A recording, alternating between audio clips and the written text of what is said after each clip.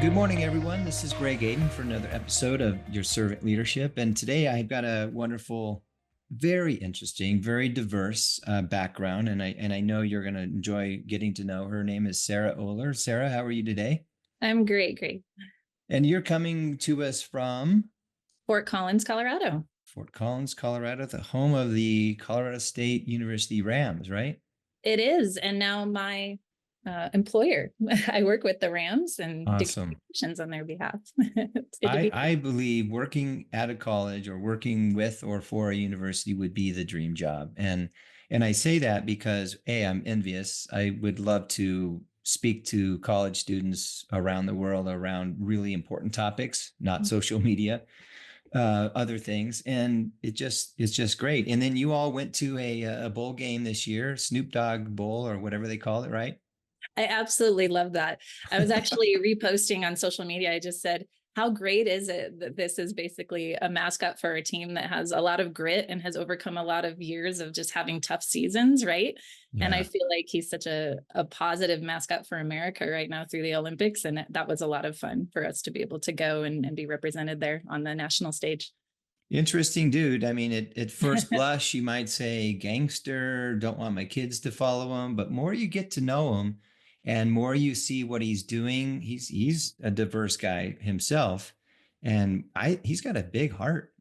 It He really seems he does. does. He's reinvented himself over the years. I don't let my kids listen to his original things Oh unedited, no, no. but he does have some positive, uplifting songs that actually are geared towards children. He's at his own kids, and so they are aware of him and they enjoy him.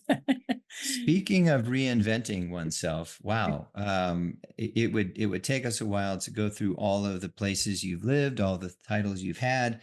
But tell us what was the transition like from your news days to being in PR and then where you are today? Well, as a young person, even at 6 years old, I knew I wanted to be a broadcaster. I used to mimic Diane Sawyer back in the days that she was on ABC News and their evening primetime shows.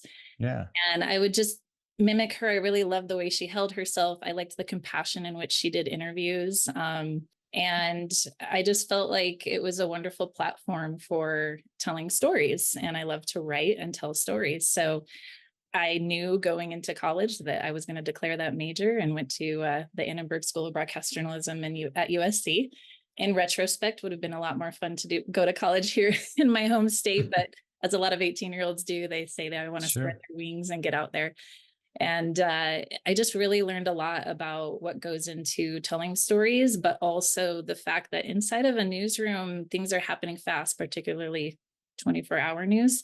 As someone who's a parent and a leader in your community, certainly at CSU, tell me the value of telling our kids stories.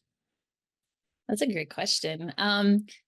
One thing I really love that my daughter's just been asking me on her own at bedtime is she says, "Mom, I want to hear a story about when you were younger, when Mm, you were my age, or when you were growing up." They have a lot of questions at their ages right now where they're wondering, what does it look like to get older, to be an adult in this world? And sometimes they're very fearful about it. And so I think what that does is it makes me a real person to her that she can relate to. When I say at 10 years old, I would, walk out on the playground and I didn't know who to hang out with. And so I would go hang out by myself sometimes. And I sure. wasn't a shy kid, but I didn't always feel accepted. And she could relate to that, of just kind of the changing of friend groups and who likes who and that sort of thing. I also told her that I just really love to write. So I kept pursuing it and asked her about her love of art. And she's been dreaming Mm, about going to Paris and studying there. And I never say you can't, right. because you just never know. I grew up in a small town here. I was first generation college student, and I never imagined I was going to be on the air.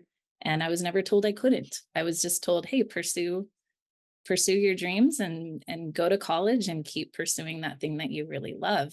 Very rare to get paid to do something that you love, which mine was writing. And even though I had to make some sacrifices because I did intentionally choose to have children, and I have had them later in life, which has Sure. its pros and cons. But I think the huge pro is that I have a lot of life experience to share. And it brings to mind something I came across on social media recently, which was a commencement address by Shonda Rhimes, who created some of my favorite shows, like Grey's Anatomy. And she just talked about the fact, I'll get a little emotional talking about it. I watched it just the other day, but she said, when I'm succeeding at one thing, I'm failing at the other. And I'm Hmm. honest with my kids about that. And what she meant by that, she gave an example. She said, I'm going to miss Sandra Oh's last big scene on that hit series Grey's Anatomy because I was attending a game or a performance for my child. And she's a Right. single parent. And she said, when I am fully present and there, at the show or accepting an award, I'm missing someone making a soccer goal or tucking them into bed. And I can really relate to that so much because right at the point where I was poised to become a main anchor, which you strive for your whole career, I had gone back into to news after coming back here to Colorado and starting a family. And I was looking at, do I want to sign a 5-year contract and have these kinds of hours and miss every tuck in, every bedtime story, the kind of conversation my daughter and I were having the other night Sure. in order to get that dream and that achievement. And there were a lot of tears in that discussion, which with my news director, who's also a mom and understood, the assistant news director, who's now the news director at the time, was talking with me, and my former news director, who gave me an opportunity that was so rare after 10 years and starting a family to get back into news and be an anchor. I had to just say, no, this is more important to me. And Yeah. I started homeschooling them after I left the business. And that came in really handy once, COVID occurred. But I was able to just read stories with them, tell them stories, and they saw both sides. They saw their mom. They don't really remember seeing me on TV. Sorry, it does get me a little bit emotional. Sure. But they got to hear me say their names, like on this podcast. They got to hear me talk about them on the radio as a radio host when I left that job, and they got to see people come up to me in the community and give me a hug, even at our garage sale when we were moving, and say, Sarah, that story that you did really touched me. Or I Mm. chose to go get help or get out of an abusive relationship because you did that story with a woman who, overcame Yeah. emotional or financial abuse and got out of it. And that means a lot to be able to tell them those stories and also say, I'm very, very happy that I had you. And I would make that choice again every day. Yeah. A To couple be things that resonate with me is the Jolie being curious. I believe that the innocent curiosity of our children, and they're little yes less curious maybe at 10 and 12 than they are at 5. But I share with my clients all the time, the most powerful question you can be asked is why. And then Mm, you get to explain, not defend, explain who you were, why you were, etc. And then you get to go into the who and the how and the when and the where, and then it becomes a story. But mhm, why? And again, I give a lot of credit to Simon Sinek, who kind of created the buzz around, start with why, and he's written lots of books on it, and it just makes so much sense. Why are we here? Why are we doing this? And as a young kid, why was I holding the flashlight like this? Why did you need me to get this tool? Why are we doing it this way? And my dad, one of the last things he said to me before he passed away was, you asked so many blanking questions, and you asked more why than anybody I've ever met. And I looked at him, I said, I'm proud of that. Imagine what I learned from you. Imagine what I learn now from my clients. Imagine why I was such a great salesperson and a leader of leaders, is because I understood why we were doing things and I could explain it to them. And it was always a story. It was coaching, it was training, but it really is nothing more than being curious. Love that about your kids, and the desire of a parent to lean in and tell a story, because the most important people in the world are the people we've invited to be in the world and we created, whether adopted or natural born. And by the way, you said something, you grinned when you said it, Sarah, later in life. mhm. I was 48 before I had kids. We were in the Wow. middle of adopting a little guy from Russia, and we ended up getting pregnant accidentally. So at 49, I'm a parent of two. But you know Mhm. what?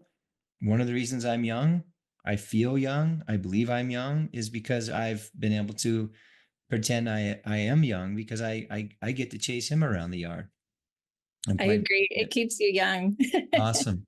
And so the storytelling is vital. You're an expert at it. You've done it on air, on radio, etc. And just really want to recognize your involvement in being influential to thousands of people without even knowing it. I'm sure there's a lot of people have learned a lot from you, Sarah Oehler, from just what they've heard you say. And I believe I just met you here on the air for the first time to a certain degree, but you come from a place of heart. Help me help me share your opinion relative to leadership. I'm assuming you had some good leaders in your world and maybe some managers or bosses or supervisors. By the way, that's a title, that's not a verb. Mhm. Leadership is a verb. Manager, supervisor, boss is a noun. And again, that's all I have to say on that subject, is because a leader leads and boss is boss, and one is not a leader. Anyway, my stuff, not yours, but give me your opinion about the parallels or the connection between parenting and leadership.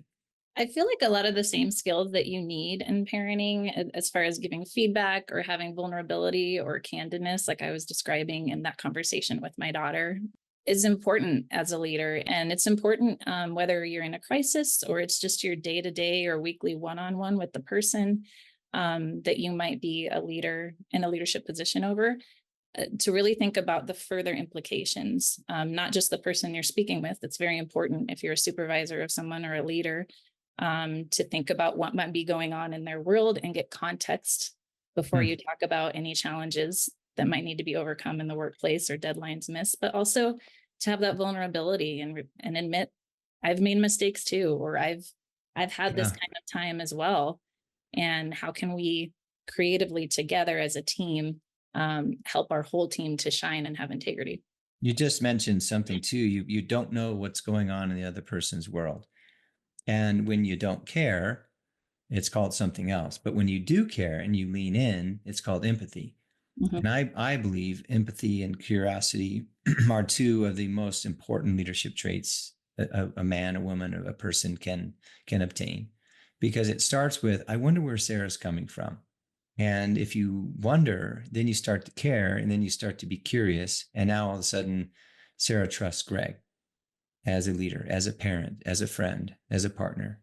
And I don't think Sarah, it needs to get any more difficult than that. And you also said, without saying it, you as a parent, as a leader, provide judgment, not judging, but you have to make decisions in the moment that are critical for the success of the relationship, for the safety of the child, for the safety of the person you were interviewing.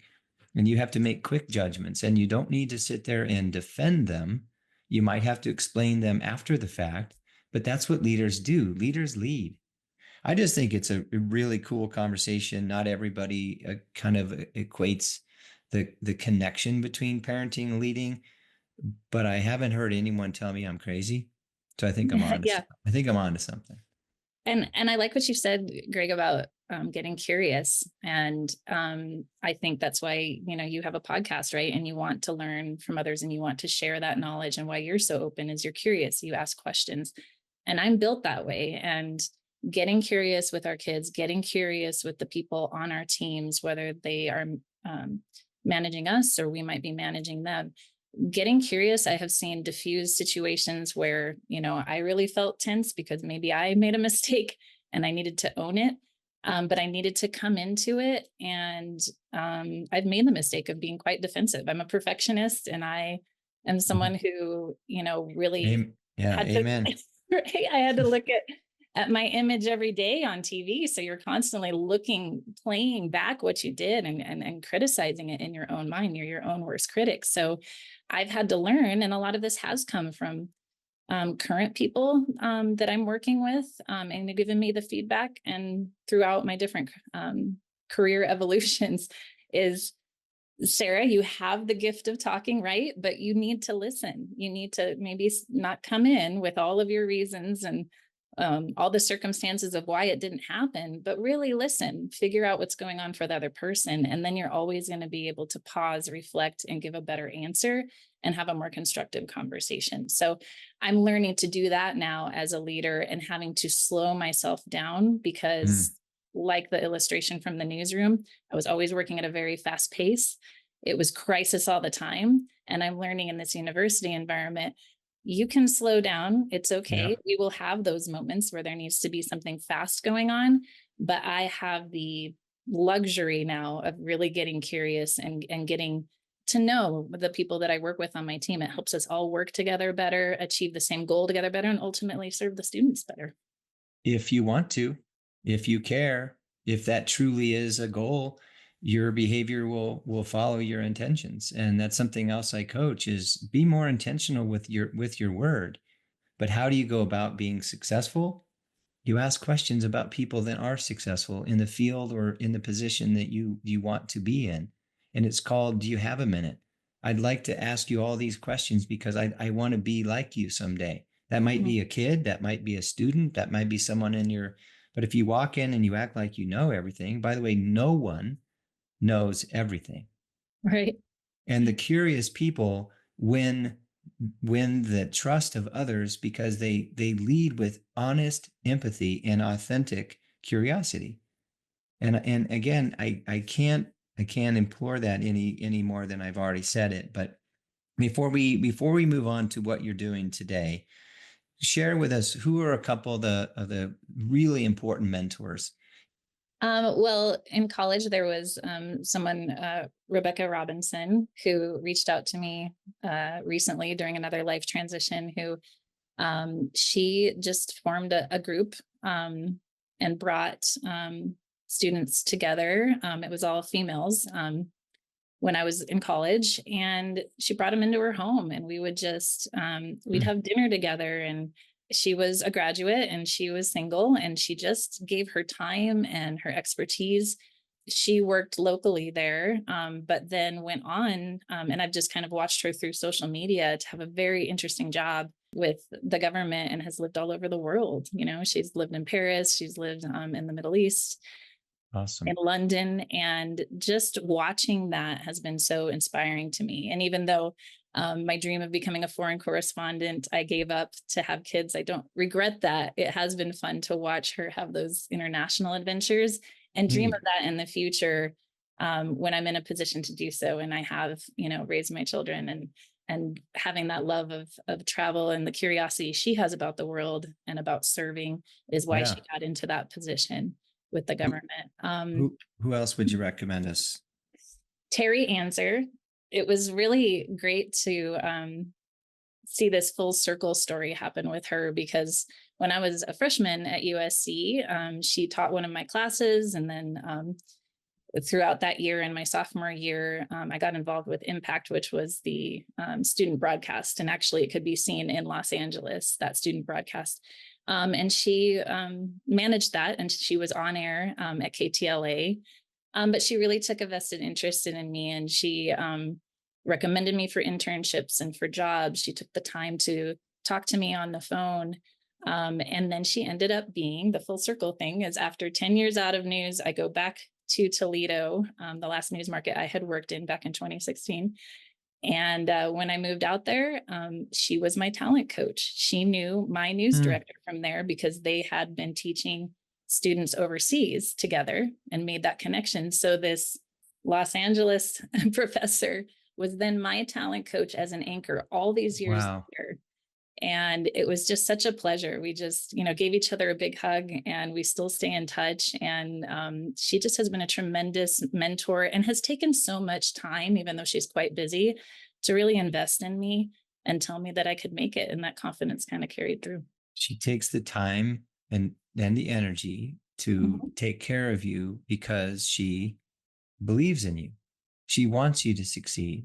I don't even know Terry from Adam, but I guarantee you she's probably a very unselfish person. She doesn't need to be recognized. She appreciates the fact that you find her important and vital to part of your success. I mean, that's what leaders do. And Yeah. And, and you know, and I love it. she's so successful, so beautiful. And I can remember like it was yesterday. She invited me to KTLA. I got to see a live broadcast there, and I would just, you know, starry eyed. Here she is, just in one of the top two, you know, news markets in the country, stellar at what she does. And I could only dream of that. And here she was coaching me. I was in the anchor seat. Being in that position after someone like that who was already doing it really truly believed in me, impacted me. I saw it and I ended up doing it. And I was scared along the way. You said fake it till you make it. I had to fake confidence. Sure. And I've, recently met women further down the road than me now who are, very well established in PR or attorneys. And they said, you've had to, like you said, you've had to learn every job, right? So you're Yeah. stretching yourself in this position, or you're applying for something that is just something new, like higher education. But you learned every job before, didn't you? So you can learn this. Absolutely. Well, and applying yourself and wanting to learn, that's a skill I hope our children don't forget, Mhm. because we are giving a lot to them without much effort, and it just it's I don't know. It's a whole nother podcast perhaps, but Yeah. that's not parenting. Anyway, one more person if you don't mind. Well, Anybody you, more we can recent? mention someone else if this is too close to home. Chad can cut it out, but it actually is Laura. She actually was a great mentor while I was down there when she was with Ground Floor Media. And Yeah. Jim Lico went on to work with her. And Jim and I worked together at Web PR. And so through the years, she's made time to invite me to coffee or, Ground Floor is an amazing Yes, um, it is. well-known agency. And I was really just inspired by her and really appreciated all the time she took while I was learning something new, because I really fell out of my wheelhouse going into PR. It's a natural transition for a lot of reporters. But as you know, Denver's really competitive, and you had to typically come from a long agency background to really do what I was doing down there. And when I broke off into freelance and did some of my own work, she was a really encouraging mentor. She is by nature a mentor. She's a great parent. She's been a great friend to me over the years. I have a lot of respect for her. And we And wouldn't be on here if I hadn't met her, because that's how yeah, I connected with you and did a little bit of writing for you. So yeah, it's neat. And she allows her leaders to lead. And she Mm. always has been. She invites them to step up. She provides ownership to a certain degree, and real ownership. And yeah, shout out to Laura Love. She's been a mentor to a lot of young people, men and women, and Mhm. she has a big heart for kids. That helped me a lot getting into the Denver market because it's a big one, It and it is. it gave me a lot of confidence. So So you're no longer in Denver, living in Fort Collins, Mhm. working at CSU. Finish this up by telling us, why did you decide to take this position as assistant director of communications at CSU? And then who was the person who said, "Let's take a chance on Sarah"? I applied for several positions there, and I was interviewed for two of them. Actually, was fortunate enough to get to choose between two. And I really love what the manager of my manager said. I was able to meet with senior leadership in housing and dining services. I also work for Division of Student Affairs. Great people there. Sure. Been there a long time, and I was expecting the critical question when I sat down with this gentleman of why is your resume all over the place? You and I talked about how I've moved so many places because it's the nature of the industry. In order Sure. to work in larger news markets, you have to move around and you don't spend very much time in one place till you get to where you're going. And his question was, wow, you have a really interesting resume here. And I was ready to be defensive about it, right? And give that the answer of why it will Sure. translate into this current position. What he said is, I feel so lucky to have an applicant like you. And that felt Mm. so good. And my shoulders just relaxed. And I said, really? He said, because we're going to get an outside perspective. We're going to hear the other side of the media who comes to interview us. We're going to hear someone from outside higher education who can come in and bring new ideas and ask those curious questions that you and I were talking about.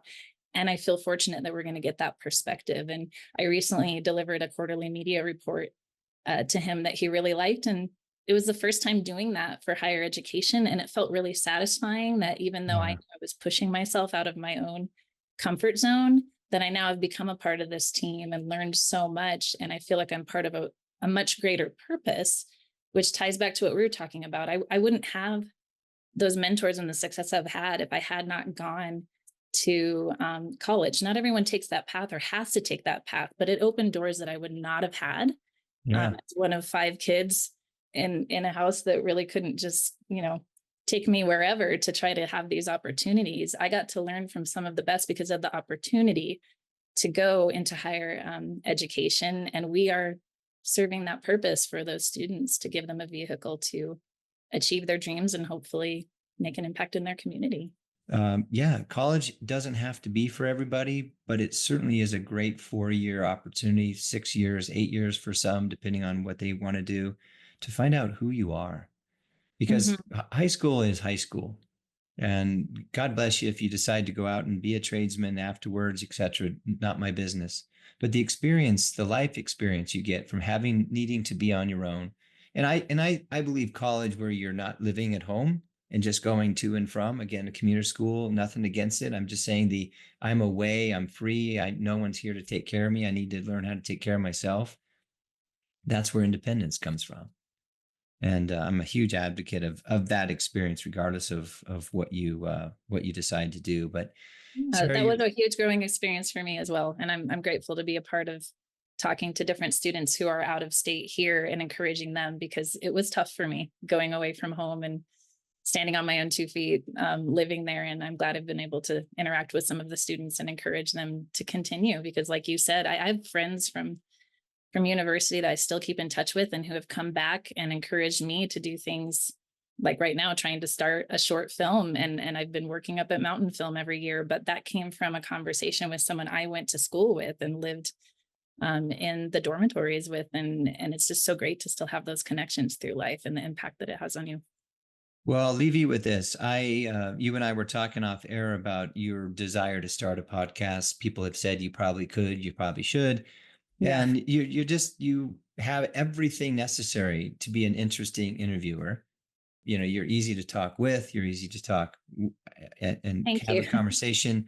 So I believe you just need to go out and decide what is going to be kind of the impetus of or the importance or the direction of your podcast. But as you can tell, mine's servant leadership podcast. We didn't spend a whole lot of time about being a servant or a leader. I just know that as a human being, and I've studied a ton about leadership even before I left my big job at IHG. Servant leadership landed me because I believe to serve someone is the highest way of really taking care of another human being, period. Servant leadership, meaning serve first, lead second, shows that I care about you. And now you and I need to get something accomplished. So I'm going to lead you or I'm going to coach you. I believe coaching is leadership as well. And I again give all the credit in the world to people that have decided to be a coach, to be a teacher. I think teaching is coaching, coaching is teaching, etc. But I believe you'll be well suited to have a huge following, and you've got a vast experience. I don't care where you've lived, how many jobs you have. You have a vast experience. I'll just wrap it up, Thank so to speak. you. There. And thanks for So the encouragement. If anybody who's listening thinks that there's a topic they'd like me to talk about, that's where I have gotten stuck, is just choosing a topic because I'm too curious and I could talk about such a wide range of things. So maybe we can get some feedback and I'll start it on whatever topic I find the most interesting. here's my recommendation: being curious. Yeah. And just be curious. And I don't know what your podcast will be called, but Mhm. if they're following you, they're following the people that you're interviewing. Mm, And if curiosity is something that's important to you, then start there. But good anyway, idea. I love uh, telling stories. Well, and thank you for the opportunity to come on and talk about it. absolutely. Telling stories, you certainly do. I appreciate who you are and how you're showing up for people in the world, and that's all that matters to me. And those of you that don't know, there is another very nice university in the state of Colorado, other than the one in Boulder. It is located in Fort Collins. It's Colorado State University. A lot to be proud of up there. A lot of dear friends live in Fort Collins. We can talk about that off air, but Sarah Oehler, thank you. Thank you for being my guest. Thank you for being honest. Thank you for sharing. Thank you. Shout out to Rebecca Robinson, Terry Answer, and Laura Love for being your mentors. And I'm sure there's Yes, many, many more we could have there are. mentioned. But again, thank you for your time. Thank you. It's been a pleasure. Enjoyed having you. Thank you for listening. If you liked it, like it. If you didn't like it, maybe you won't like the next one. All I try and do is bring stories that are real. They have something to do about people who really care about other people. They understand the connection between parenting and leadership. That's certainly a theme. Servant leadership is being a parent, is being a great leader. Like it, love it, decide what you want to do with it. But go out and be kind to someone, continue to be curious, and have empathy. I learned that a long time ago from the woman I'm married to now. And I thought humility was enough. It's not. Being humble is good, but being empathetic is really understanding where the other person is coming from. And Sarah, I know you have that in you. And perhaps empathy and curiosity might be somewhere in the title of your podcast when you decide to create it. So Thank God you. I bless think you. we could use a lot more of it out there, and I appreciate you bringing those topics to the forefront. Amen, sister. All righty. Everybody have a great day, and we'll see you on the other side.